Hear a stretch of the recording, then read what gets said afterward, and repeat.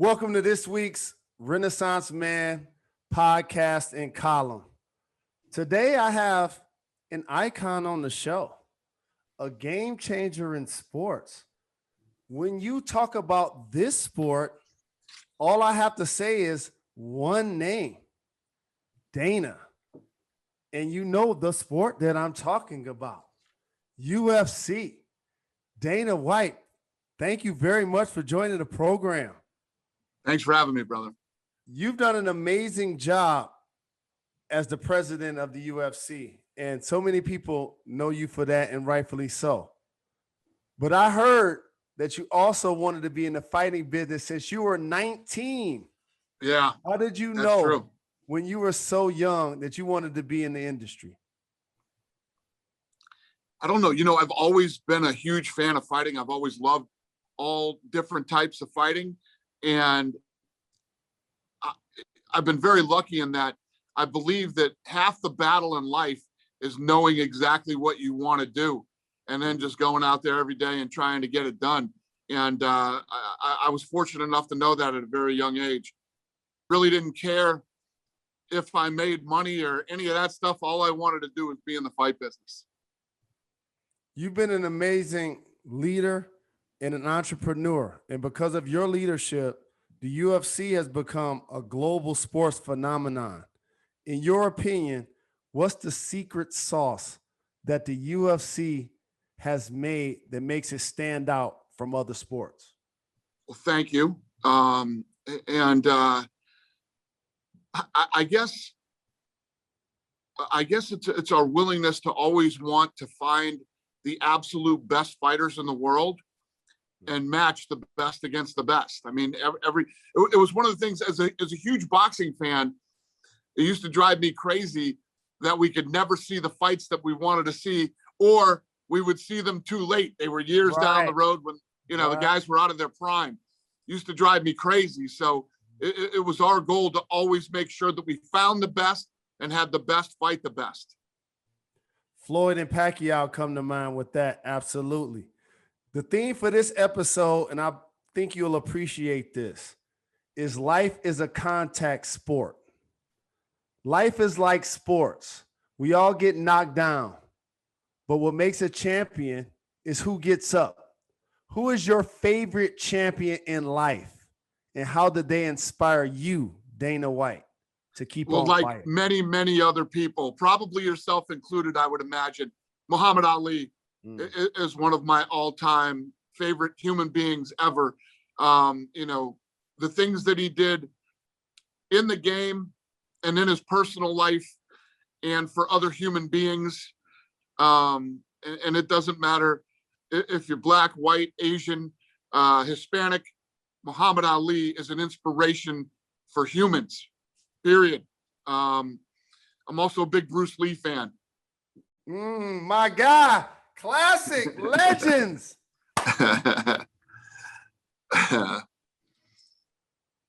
I love Bruce Lee so much, and I thought I was in heaven when I saw Kareem Abdul-Jabbar in the movie, and he kicked him in the chest. I was like, yes, basketball and karate, we've arrived. Yeah, that's a good point. About it. I was wearing the flat shoes in the hood, and we were making the ghetto nunchucks.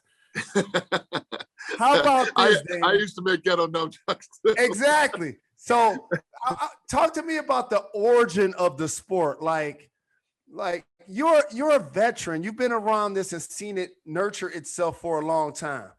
And I know in order to make the fights we want to see happen, you have to make some of these guys upset at you. And then working in the media, I don't want any of these guys upset at me. So just talk about the gravity of the sport and how you've been able to navigate for so very long and do such an excellent job. I believed a long time ago. Listen, I have this philosophy. It doesn't matter what color you are, what country you come from, or what language you speak. We're all human beings, and fighting's in our DNA. We get it and we like it. It doesn't have to be explained to us. Like in the United States, it's probably nothing bigger than the NFL. Football is massive. And even if you didn't watch, one game all year, everybody watches the Super Bowl. Does, over 100 million viewers. But NFL isn't big in other parts of the world. And in other parts of the world, cricket is big. Cricket's never going to be big here. But fighting works everywhere. We get it and we like it. It doesn't have to be explained to us. So with that philosophy, we went out and started basically finding fighters from all over the world, getting television deals all over the world. And I used to make this bold statement, 13, 14 years ago, that the UFC would be the biggest sport on earth. And at that time, people thought I was crazy. Right here, right now, today, I bet people don't think I'm as crazy as they thought I was, 15 years ago. So, so when you take the fact that I believe that this would work everywhere, I think, and that we were willing to find the absolute best and put the best against the best, I mean, it sort of speaks for itself. It's like in boxing, you'd have all these arguments over who was the the best heavyweight in the world, because there were 3 or 4 different champions with different organizations. There's only one belt here in each weight division, and every guy that has it had to fight through killers to get to the top and become the champ. There's no doubt or debate who the best is. The guys in our sport are so good, we actually start talking about them crossing weight classes now, jumping up a weight class or going down a weight class, because we already know that they're the best middleweight, they're the best welterweight, they're the best lightweight in the world, whatever it is. You actually look like a fighter yourself.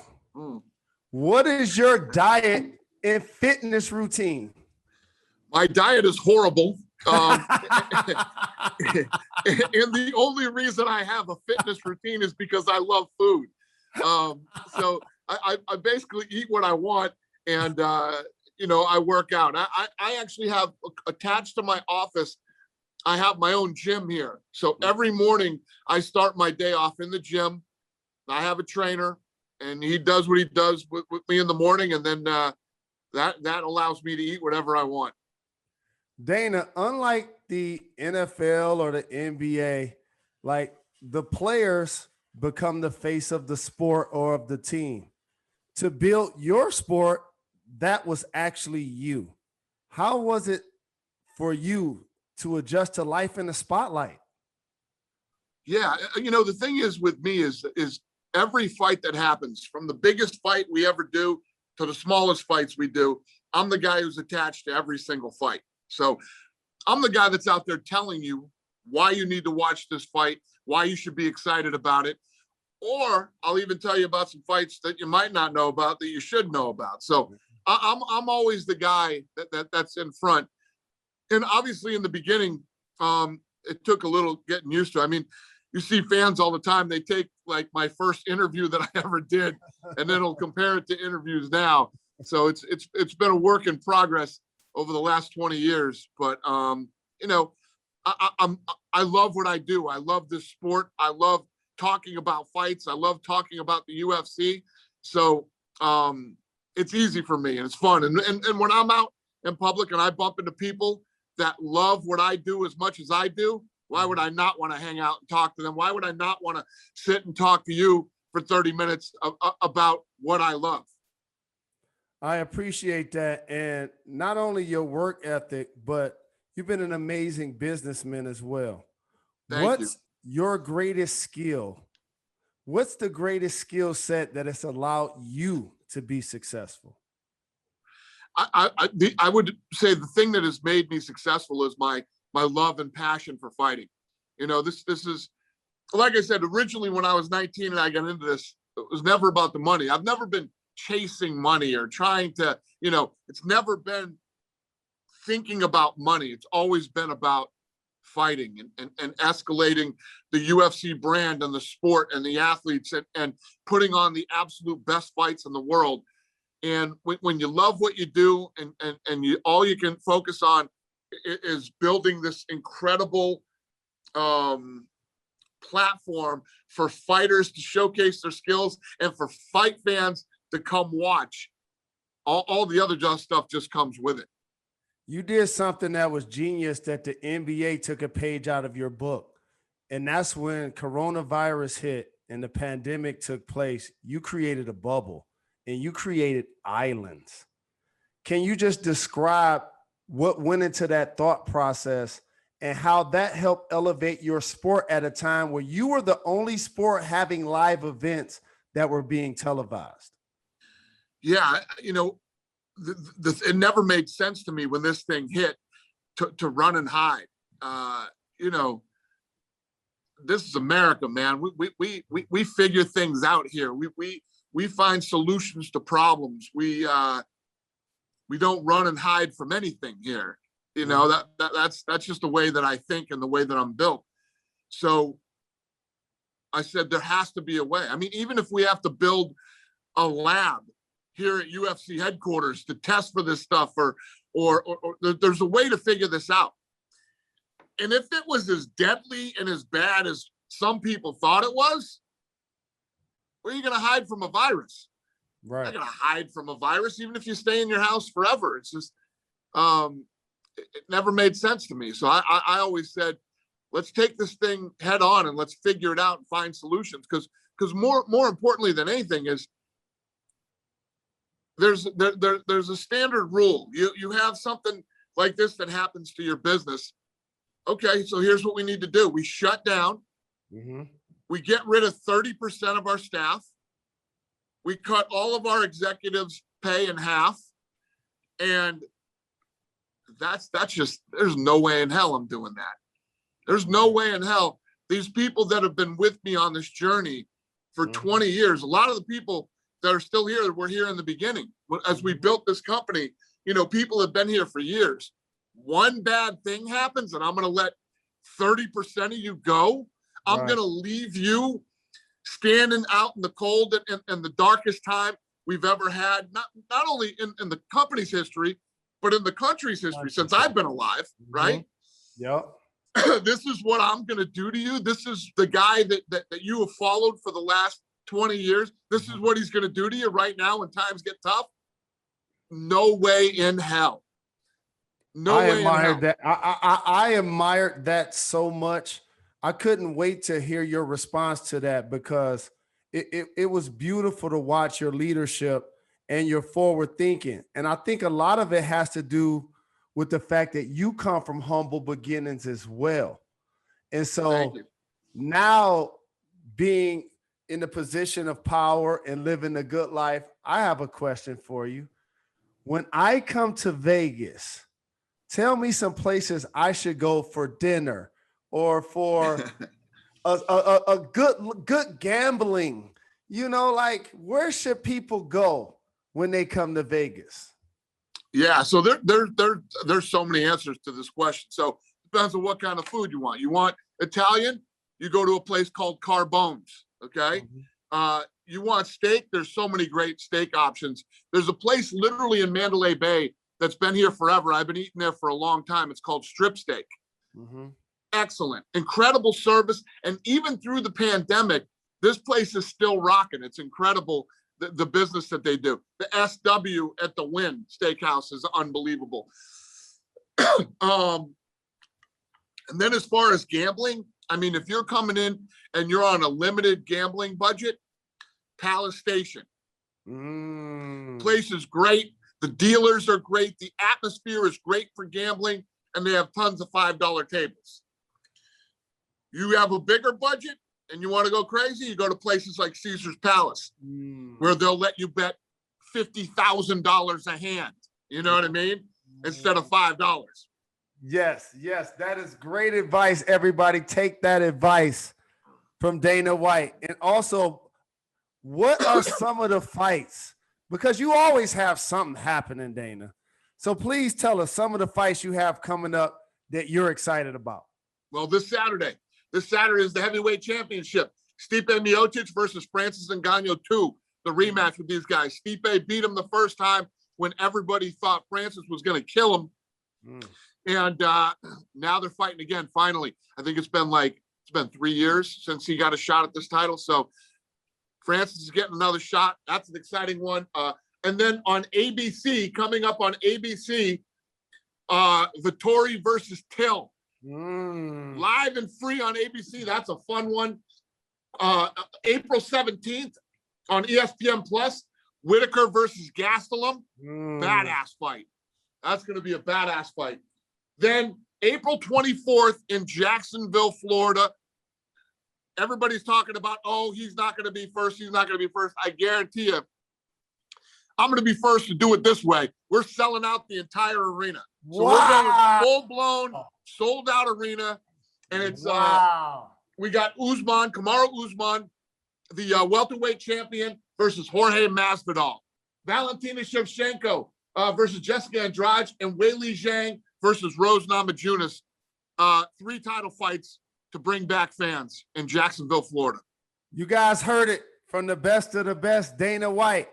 But before I let you go out of here, I have a rapid fire segment that I like to do called Gone in 60 Seconds. You ready to do this, Dana? I'm ready. Fire away. You're the king at making the best fights happen, but tell me one fight you wanted to make happen that hasn't taken place yet. One fight that I couldn't make? Yes. So I tried to make a fight with the Russian Fedor Emelianenko versus Brock Lesnar. What? And for some reason, I couldn't get a deal done with those crazy Russians. Favorite fight night ritual? Favorite fight night ritual. So every night when I go to the fights, I have a really nice room in the back with a TV, and I watch all the prelims on TV. Then I go out for the main card. That is my pre-fight ritual. Nah, nice. Last album that you purchased? Album? Oh my God. Showing your age, showing my age. The last album. Probably the last album. I mean, if I had to guess off the top of my head, the last album I purchased was probably Pearl Jam or the Red Hot Chili Peppers. One of those two. Legendary acts right there. No question about it. What would the name of your boat be if you had one? The name of your boat. Ooh. That's a good one. Punch Drunk. I like that one. I like that Punchy. One of those. I like that one. Punchy. If you could know the absolute and total truth to one question, what question would you ask? What is it? What's the question? If you could know the absolute and total truth to one question, what would it be? For me, it was, why didn't my father ever want to meet me? Yeah. Mine would be, I guess, if I could know the answer to one question,